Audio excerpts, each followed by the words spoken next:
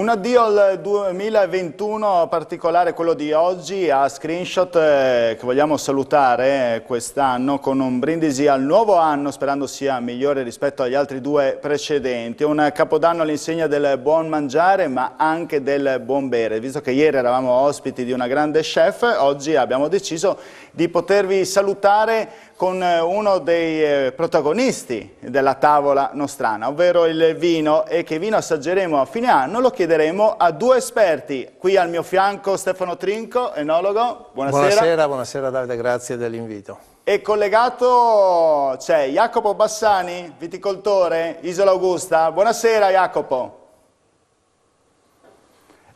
Ciao Stefano.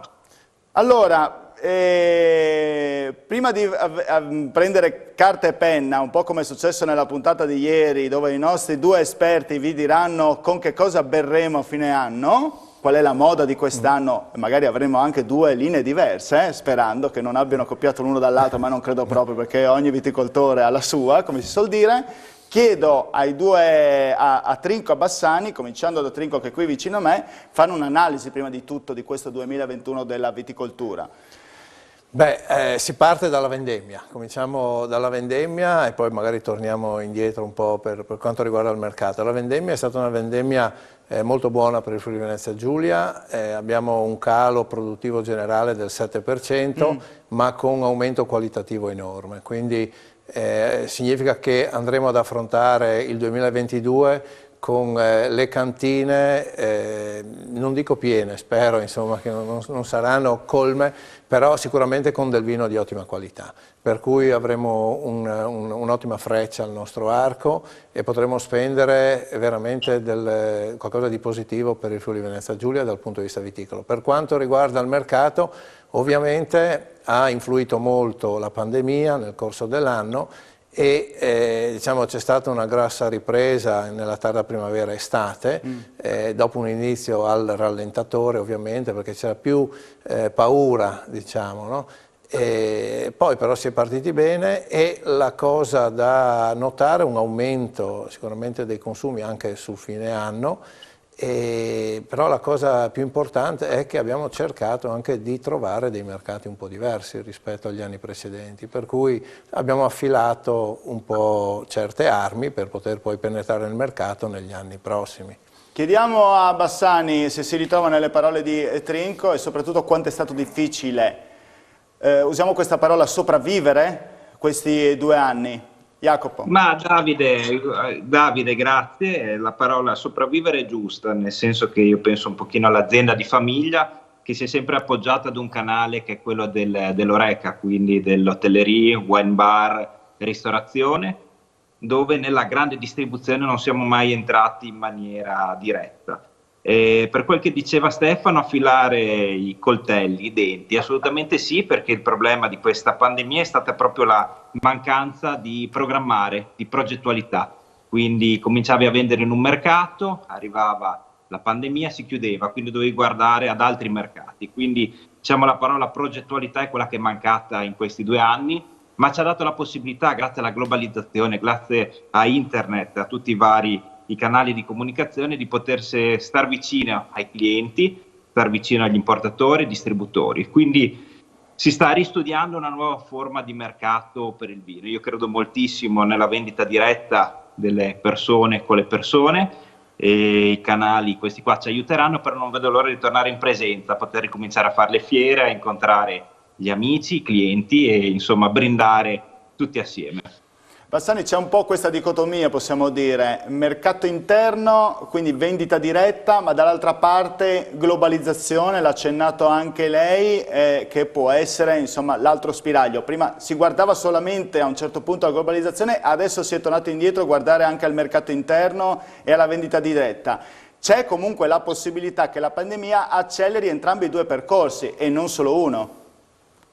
Indubbiamente, nel senso che il mercato interno è molto importante, la vendita diretta si riesce a fare anche non in presenza, nel senso che attraverso tutti i vari canali social si riesce a raggiungere il cliente finale veramente in giro attraverso tutto il mondo e diciamo mercato interno, mercato estero ormai perde un pochino di significato perché proprio con questa globalizzazione si riesce ad arrivare in ogni dove con un click, e quindi si stanno veramente accorciando le distanze in maniera molto importante. Penso al mercato inglese, da poco uscito dall'Unione Europea, mercato che ha cominciato a lavorare molto bene con noi, mercato su Australia per esempio, anche lì attraverso il computer siamo riusciti a contattare un importatore, a fare una degustazione assieme attraverso Zoom, quindi io in Italia seduto nell'ufficio di Palazzolo dello Stella e lui in Australia, stappare assieme la bottiglia e capire assieme se poteva essere un prodotto interessante sul mercato, le caratteristiche. Quindi veramente possiamo dire che l'abbiamo sentita un po' di meno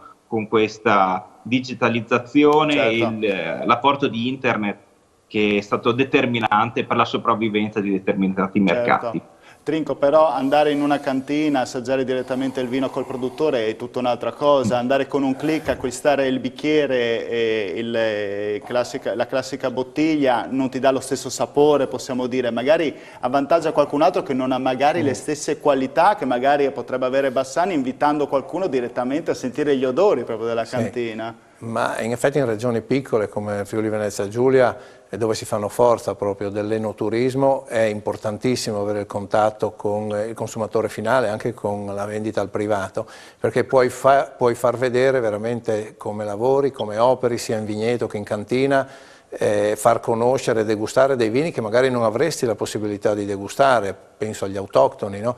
Penso a certi vini particolari che sono tirati in pochi esemplari, in poche bottiglie magari nelle nostre zone e che meriterebbero di essere valorizzati e che ahimè probabilmente non sempre attraverso, diciamo, la digitalizzazione totale, cioè questa conoscenza totale, riuscirebbero ad arrivare ovunque. Per cui benissimo tutto questo perché ci è servito per farci conoscere su grande scala, però non vediamo l'ora di poter ritornare a lavorare in presenza e soprattutto di avere appunto un incentivo da parte dei consumatori che tornino veramente nelle nostre cantine, perché abbiamo tante cose da dimostrare in Friuli. Insomma. Bassani, siamo in grado di fare questo enoturismo che parla Trinco, o meglio il turismo slow, chiamiamolo così, che magari è quello che può essere avvantaggiato poi anche da questa pandemia, piccoli gruppi, bicicletta, verde, cantine, siamo in grado di farlo?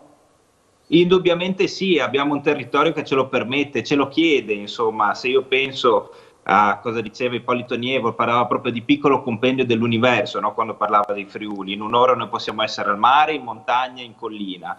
Adesso le piste ciclabili sono una priorità, dove i paesi del nord sono ormai da tanti anni. Ricordo che è stata una delle battaglie di mio papà Massimo Bassani, proprio quella di connettere tutto il Friuli con delle piste ciclabili, quindi fare questo famoso enoturismo, andare a conoscere, a raccontare il territorio. La gente ha voglia di sapere, di conoscere, di assaggiare il Friuli a morsi e a bicchieri, quindi sicuramente si può fare. Ormai le aziende si sono sempre più attrezzate con agriturismo, con alloggio, ristorazione, quindi assolutamente sì. Diciamo che dall'anno scorso, dall'altra estate, abbiamo avuto più una clientela noi presso la nostra azienda di italiani, che ci ha fatto molto piacere rivedere. Quest'anno sono tornati di nuovo gli austriaci, i tedeschi, sono tornati dal Belgio, dall'Olanda, e tutti con una gran voglia di girare, di stare all'aria aperta, di assaggiare e conoscere. C'è tanta fame e sete di conoscenza del territorio, quindi direi che le parole del dottor Trinco sono assolutamente, mi trovo in linea assolutamente con lui. Credo che il Friuli sia pronto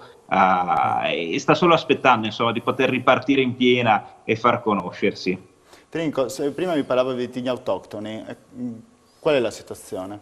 Ma la situazione a livello qualitativo da enologo è sicuramente positiva, nel senso che abbiamo un livello assoluto, manca un po' la conoscenza e purtroppo nel giro degli ultimi anni, purtroppo da una parte, per fortuna dall'altra, l'avvento del Prosecco, l'aumento anche della quantità di Pinot Grigio prodotto in Friuli Venezia Giulia ha ridotto di una certa quantità la produzione di autoctoni, anche la conoscenza di conseguenza, e soprattutto penso alla pianura.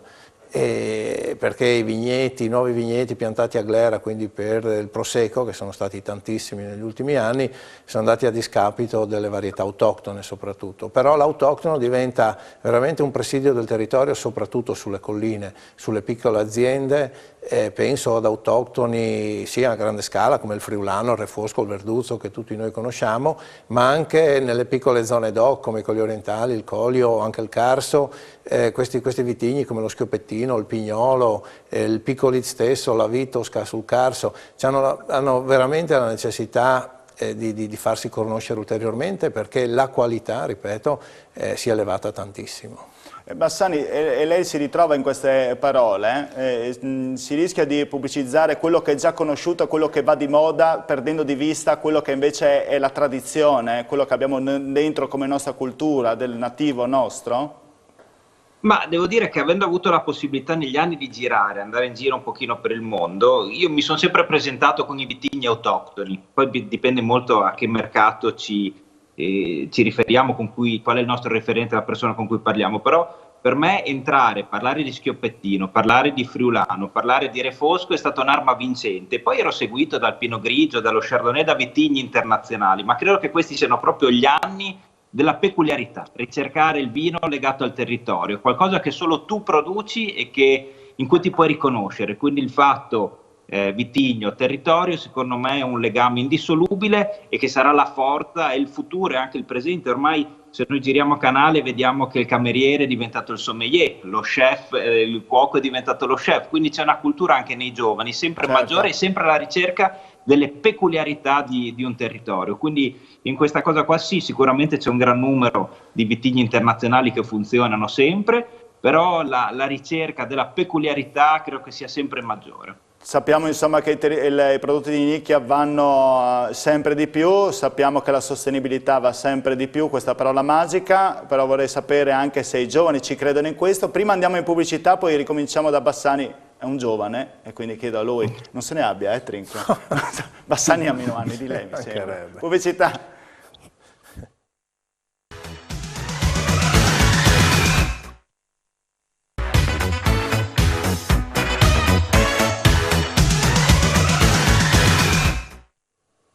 Sulle nostre tavole, in questo cenone, in questo fine anno, non mancherà certo un buon bicchiere di vino. Oggi abbiamo due esperti del settore, Stefano Trinco, enologo, e Jacopo Bassani, collegato via Skype, viticoltore. Parlavamo, Bassani, dei giovani, se ci credono, questa parolina magica, sostenibilità, che ormai la utilizziamo un po' dappertutto.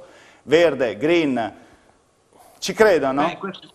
Sì, assolutamente, assolutamente. La parola sostenibilità, guardi, io sono cresciuto con la parola sostenibilità, nel senso che io sono della classe 1986 e dai primi anni 90 papà, insomma, è una parola che ripeteva parecchio a casa. Nei primi anni 90 in azienda da noi abbiamo fatto una terebrazione a 500 metri di profondità e abbiamo trovato l'acqua calda con cui riscaldiamo tutta l'azienda. Primi anni 2100 kW di fotovoltaico che ci permette di essere a energia sufficiente per l'azienda. Poi in metà degli anni 90 abbiamo aderito a una delle prime leggi del basso impatto ambientale per quel che riguarda i vigneti e la campagna. Ma le dirò qualcosa di più, che io legherei un'altra parola a sostenibilità, nel senso che in tempi non sospetti, nel 1959, quando mio nonno Renzo Bassani prese in mano l'azienda, insomma la chiamò Isola Augusta Vino Vivo proprio perché erano anni in cui si pastorizzava il vino, e mio nonno ha detto no, deve rimanere così. Ma insieme alla parola sostenibilità vorrei mettere un'altra parola vicino, che è etica, che secondo me sempre di più ne sentiremo parlare in questi anni, in questo periodo. Nel senso etica, penso a mio nonno, proprio perché quando prese in mano questo fazzoletto di terra con questi casali ci volle fare una cosa molto importante, i bagni per il fattore e per le persone che lavoravano in azienda, quindi persone che poi negli anni sono cresciute, sono nate in azienda e che collaborano con noi da tanti anni. Quindi sostenibilità ed etica credo che dovranno andare sempre più a pari passo, rispetto dell'ambiente, rispetto della natura e delle persone che collaborano alla crescita di un'azienda. Quindi sostenibilità sì, e giovani sempre più attenti assolutamente. Senta, Trinco, i cambiamenti climatici hanno avuto delle ripercussioni o stanno avendo delle ripercussioni sul modo di coltivare, sulle vigne, sulla viticoltura? Beh, indubbiamente stiamo molto attenti a quelli che sono i cambiamenti climatici. Diciamo che nel breve c'è il dato cambiamento dalla tipologia delle annate, nel senso che abbiamo, come questo 2021, abbiamo avuto una primavera particolarmente piovosa e fredda. Anche il freddo si è spostato fino alla metà aprile, quindi ha provocato danni anche ai vigneti, per cui stiamo molto attenti a questi. E poi le estati molto calde, per cui il cambiamento climatico è già in atto. Il cambiamento climatico sta a significare avere maggiore consapevolezza anche di ciò che stiamo coltivando, avendo cura anche di utilizzare l'acqua nelle giuste dosi, perché dobbiamo avere anche questo tipo di sostenibilità, che è molto importante, per cui attenzione, ma senza cercare di snaturare la qualità del prodotto, perché alla fin fine dobbiamo cercare di mantenere una qualità costante anche nel prodotto, perché il consumatore ci chiede anche questo, insomma è molto attento alla sostenibilità, a quello che si fa in azienda, però è molto importante anche avere qualità, per cui attenzione ai cambiamenti climatici che stanno avvenendo e quindi attenzione a quali che saranno nel futuro le nuove tipologie di piante che andiamo a piantare. Si parla di vitigni resistenti, si parla quindi di molte cose, c'è in atto veramente un tourbillon di cambiamenti notevoli per i prossimi anni e noi stiamo molto attenti e soprattutto dobbiamo essere preparati, quindi adesso è un momento in cui anche i tecnici devono prepararsi a quelle che saranno le sfide future. Bassani, qual è la sfida più grande che dovete affrontare come operatori del settore, come gente che lavora sempre sui campi vicino alle vigne con i vostri collaboratori? Qual è la sfida più grande e le criticità maggiori? Ma guardi, parlava prima il dottor Trinco di una cosa importante, di estati sempre più siccitose. Le racconto un po' della nostra zona, dove abbiamo un terreno argilloso, limoso e sabbioso, dove avevamo il problema contrario, insomma un terreno quando pioveva diventava impermeabile, tanto è vero che negli anni sono stati messi degli impianti drenanti per far scendere l'acqua insomma in vigna e poter poi entrare con le macchine in poco tempo. Qualche anno fa abbiamo dovuto mettere un impianto di fertiligazione fatto arrivare appositamente da Israele, dove insomma hanno dei problemini con l'acqua abbastanza importanti e quindi c'è un cambiamento continuo, un lavoro in cui non ci si annoia mai, non si può dare nulla per scontato e ci sono dei cambiamenti continui, quindi bisogna sempre fare attenzione dai prodotti che vengono usati in campagna. Faccio un esempio, noi in collaborazione con l'Università di Udine abbiamo messo delle trappole in azienda per alcuni animaletti che non sono altro che dei confusori sessuali, quindi noi non usiamo prodotti in campagna ma questi feromoni che insomma creano una confusione a questi animaletti che li tengono poi lontani e non si riproducono più in vigna, quindi non devo entrare con dei prodotti. Quindi c'è sempre un'attenzione sempre maggiore, una sostenibilità a 360 gradi e credo che la direzione sia sempre più in quel verso. Quante accortezze, Trinco. Sì, ci sono tante, sì, numerose. Ormai la differenza la fanno questo nelle aziende, ma se un tempo magari sentivi parlare di queste cose e le vedevi abbastanza lontane, adesso hai consapevolezza che sono di grande aiuto nelle aziende. Parlava giustamente Jacopo della confusione sessuale che ci permette di non utilizzare più insetticidi, lo facciamo in gran parte delle aziende del Friuli, monitoriamo continuamente la piovosità, lo stato di attacco di eventuali malattie parassitarie, per cui in modo da colpirle all'inizio senza utilizzare dei prodotti pesanti, per cui c'è una consapevolezza dell'ambiente che è fondamentale, perché non dimentichiamo che l'ambiente, molte volte ci dicono voi siete contadini, buttate perché dovete fare quantità. No, l'ambiente ci dà da vivere, noi siamo i primi a rispettare l'ambiente, dobbiamo rispettarlo e per rispettarlo deve avere conoscenza. Al giorno d'oggi la scienza ci salverà, conoscenza e scienza. Allora, siccome mancano poco più di 3 minuti, chiedo a Bassani, poi chiedo a Trinco, il vino di questo Capodanno. Dateci il vino di questo Capodanno in modo da poter brindare tutti insieme allo scoccare della mezzanotte. Bassani. Uno solo, ce ne sono tanti. Se deve consigliare proprio uno, perché fare bella figura, o con la fidanzata o con la moglie che magari è arrabbiata. Non so. Comincerei sicuramente per fare delle conquiste, non lo so. Con una ribolla gialla spumantizzata sicuramente, insomma piacevole, va benissimo come aperitivo, può accompagnare anche il pasto, ma sicuramente una bollicina che fa allegria. Le tocca un rosso? Sì, allora un rosso dai, abbiamo fatto l'antipasto. Sì, facciamo l'antipasto, adesso passiamo un rosso, direi un buon pignolo, meglio ancora uno schioppettino secondo me. Che va con? Cerchiamo di capire che cosa può andare. Tutte le carni, quelle belle carni, soprattutto direi carni rosse, che sia qualsiasi tipo di carne, insomma, no? Un bel schioppettino con la sua aromaticità, anche data dalla presenza di questo profumo che ci riporta un po' di pepe, un po' di spezia, questa struttura ricca anche di tannini, però abbastanza morbida, insomma, non pesantissimo nel colore. Lo schioppettino potrebbe essere veramente un vino da utilizzare. Insomma. Ecco, così i nostri telespettatori hanno preso nota. E vorrebbero sapere anche da entrambi, immagino, i telespettatori, come si fa ad assaggiare il vino. Cioè, quando si beve il vino, educhiamoli, come si deve fare? No, perché magari qualcuno...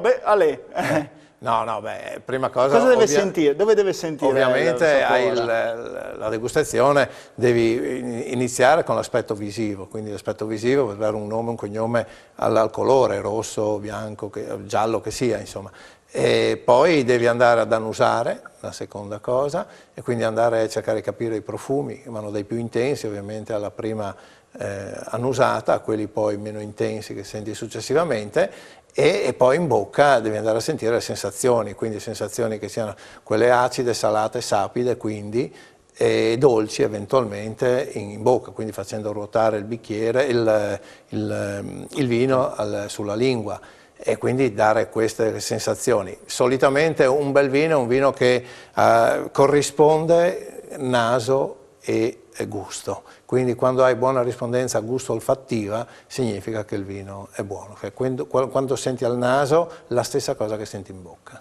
Bene, ci manca un minuto solo, siccome avete tirato fuori la ribolla da una parte, gialla, spumatizzata, dall'altra parte lo schioppettino, qualcuno dice, sì, ma per il dolce che cosa faccio?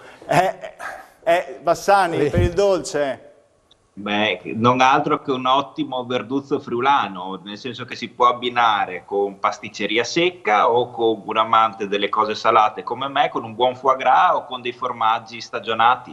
Potrebbe essere uno stupendo montasio stravecchio con cui fare questo abbinamento dove insomma la parte piccante, un pochino salata, viene smorzata e accompagnata dalla dolcezza e piacevolezza di un verduzzo friulano. Ecco, secondo me questa potrebbe essere la giusta conclusione. Ammetto la mia ignoranza che non sapevo che il verduzzo potesse andare con lo stravecchio, col montaggio stravecchio. Ecco. Soprattutto ho imparato sempre qualcosa, si impara sempre anche facendo le trasmissioni, soprattutto nelle tipologie più passite. Più diventa passito, più acquisisce questi profumi, più facile l'abbinamento con questi. Bene, siccome l'ora è tarda, sono le 8:15, a me non resta che salutarvi, andiamo tutti nelle nostre rispettive dimore a bere e mangiare qualcosa.